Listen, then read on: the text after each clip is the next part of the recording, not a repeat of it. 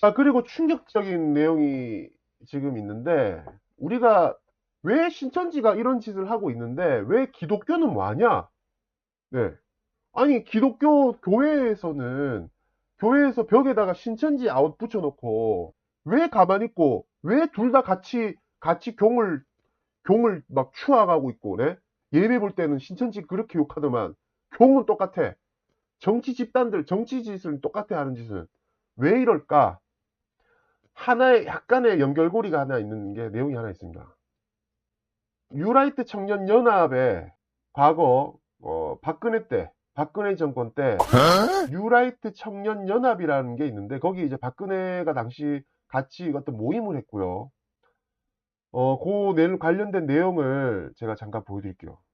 12,000여 명의 회원의 뉴라이트를 들여다보니 결국 영적 뉴라이트 신천지였다. 네, 라는 내용입니다. 네. 자, 어떻게 단시간에 전국에 12,000명의 회원을 모집할 수 있을까? 뉴라이트가. 네. 결국, 뉴라이트. 네. 뉴라이트. 새로운 빛. 네. 새로운 빛이다. 영적인 뉴라이트다. 결국 신천지 신도들을 동원한 것이 아니냐라는 얘기인 것이죠. 잘 보면 뉴라이트 당시 이명박 때 했던 뉴라이트가 하는 행동 패턴이 신천지가 하는 행동 패턴하고 너무 흡사해요. 왜냐?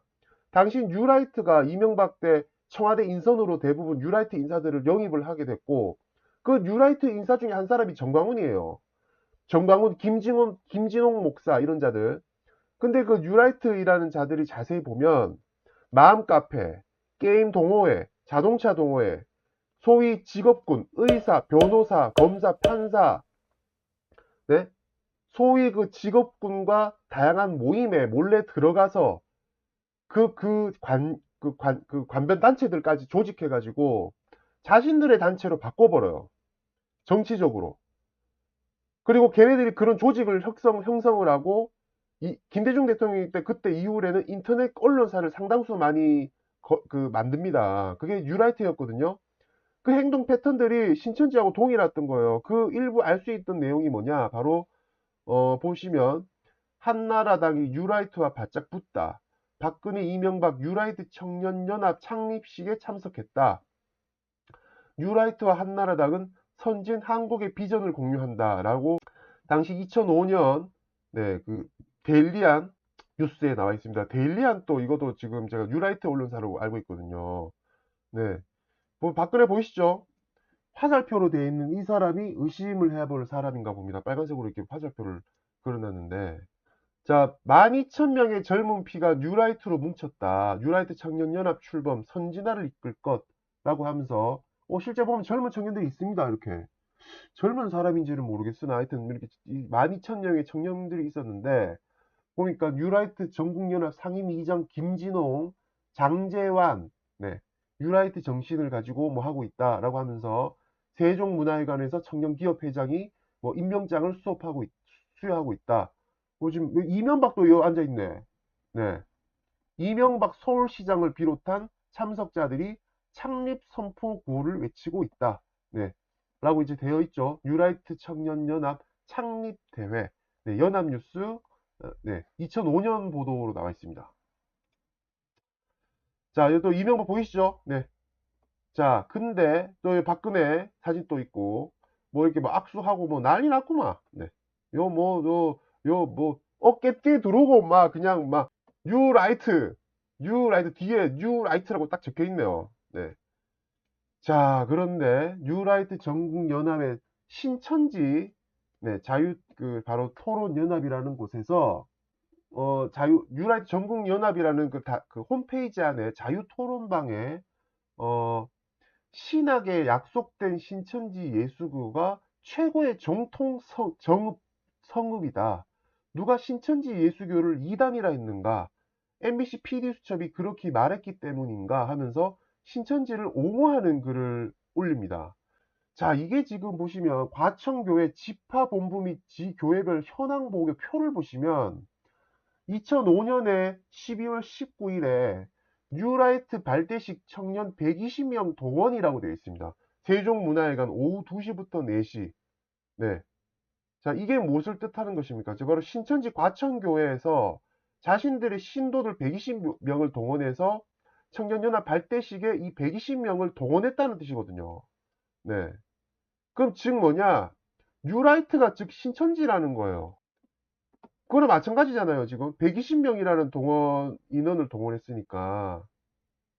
자, 그리고 뉴라이트 당시 신천지, 그 당시의 신천지 사이트의 제목이 바로 영적 뉴라이트 더 신천지 급부상하는 하늘문화 신천지 홈페이지에 방문해 주셔서 감사합니다. 바로 영적 뉴라이트라고 되어 있죠. 네. 그러니까 뉴라이트와 신천지는 이거 뭔가 이거 같은 것들이구나. 그래서 대형 교회나 정광훈이나 이런 것들이 왜 똑같은 짓을 하고 있는가? 왜 신천지에 대해서 왜 같은 짓을 하고 있는 것인가? 겉으로는 서로 원수지간처럼 행동하지만 뒤에서는 같은 편인 거예요. 한 편인 거예요. 그냥 제가 봤을 때는 한 편인 거고 이해관계로 똘똘 뭉쳐 있다. 이자들은 이해관계로 똘똘 뭉쳐 있고 행동 패턴들만 봐도 얘네들은 동일한 놈들이다. 이게 진짜 무서운 겁니다. 이거 진짜 제가 봤을 때는. 그러면 그 신천지를 진짜 반대하는 사람들은 뭐냐? 그러니까 이게 지금 대형 교회들이 전부 다 신천지하고 짝짝꿍 돼가지고 겉으로는 숨어 있었지만 얘네들이 신천지였던 거야. 대형 교회 뉴라이트들이.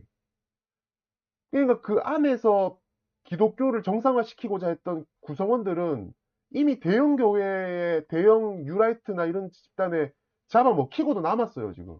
잡아먹혀가지고 목소리를 못 내는 거예요. 그러니까 성경이라는 것 자체가 완전히 그냥 없어진 거야. 그러니까 대한민국에는 기독교는 죽었어요. 죽었어. 지금. 이것만 봐도 대한민국의 기독교는 죽은 거예요. 그냥 정치 집단, 자신들의 기득권을 얻기 위한 그런 집단으로 그냥 변질된 겁니다. 이건 지금 소수 기독교 내부에서 진짜 우리 예수님의 가르침을 제대로 알리고자 하는 그런 순수 기독교인들에 대해서 기독교인들 분들께서 정말 각성하셔야 되는 내용이지 않나라고 생각을 해요. 네.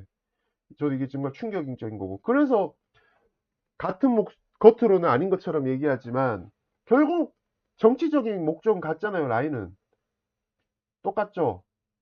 우리 시발단이라고 하지 않습니까? 시발단 댓글 부대. 네.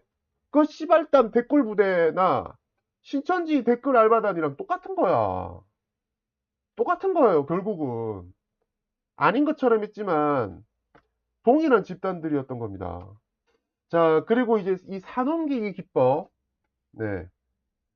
네, 산옮기기 기법 이게 상당히 무서운 건데 침투하여 내부를 분열시킨다. 이게 지금 민주당이 가장 조심해야 되는 거. 민주당이 가장 진짜 우리 민주진영에서 제일 조심해야 되는 겁니다. 이거. 예. 매번 얘기하지만 제가 왜 민주당에서는 이거에 대해서 대비를 하지 않나. 그리고 우리 구성원들까지 우리 지지자분들까지도 촛불 들었던 지지자분들까지도 조금 더 검증해 주셔야 된다. 주변 인물에 대해서 약간의 분열을 조장하는 사람들이 있으면 네, 얘네들은 우리가 생각했던 것보다 이미 오래전부터 들어와 있을 가능성이 높다는 겁니다.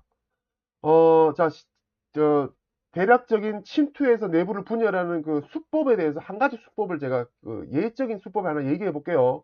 지금의 민주당에 그동안 있었던 분열 조장했던 일들 그리고 지금 또 일어나고 있는 현재도 일어나고 있는 과정들을 자세히 보시면 네, 이게 왜 자꾸 이게 답답한 일이 일어나지? 근데 비슷해요. 대입을 한번 해보십시오.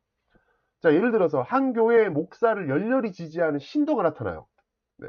그 교회가 큰 교회는 아니에요. 뭐 중소 아주 작은 교회인데 거기 목사님이 아주 양심 바르고 되게 좋으신 분이야. 네. 아주 좋으신 분이에요. 그래서 근데 그 목사가 너무 좋다 보니까 동네 소문이 난 거야. 그 소문이 나니까 그 목사를 열렬히 지지하는 어떤 막 그 팬이 나타난 거야. 그게 여성일 수도 있고, 네, 팬이 나타난 거예요. 나타나서 걔가 막 그 목사의 팬클럽 회장이 되는 거야. 네. 너무나 막 열심히 도와주는 거예요. 밤낮으로 뭐 목사님이 적은 거 이런 것도 막 청년부들 회원들한테 막 주고, 예, 막 너무 열심히 막 하는 거 목사님을 도와주는 거예요. 막, 예, 홍보물도 만들어주고. 그래서 걔가 이제 팬클럽의 장이 되는 거죠. 네. 그렇게 흘러가다가 갑자기 바로 앞에서 장이 됐던 걔가 이상한 행동을 하기 시작해요. 이상한 얘기를 막 해요. 이상한 얘기를 슬슬 꺼내면서 그 목사님 좀 이상하지 않냐? 라고 얘기를 하기 시작해요. 그런 과정에서 그 목사를 평소에 싫어했던 사람들도 있을 거 아니에요? 그런 사람들도 그런 사람들하고 갑자기 친해져요, 걔가. 예, 그러면서 그 목사에 대해서 되게 네거티브한 공격을 시작을 합니다. 네, 그러면 거기에 목사에 대해서 관심이 없고 그냥 교회만 다니는 일반 신도들은 저기 목사 바로 옆에 있던 사람이 저렇게 얘기하니까 맞는갑다. 예, 맞는갑다라 하면서 이제 동의를 하기 시작을 해요. 네. 동의를 하면서 분위기가 갑자기 확 그 목사에 대해서 네거티브적인 방법으로 계속 공격을 하기 시작을 하는 거죠. 그러면 그 목사는 외톨이가 돼요. 그럼 그 목사가 외톨이가 되면서 목사가 당황하죠. 그리고 고립되잖아요. 왕따 되듯이.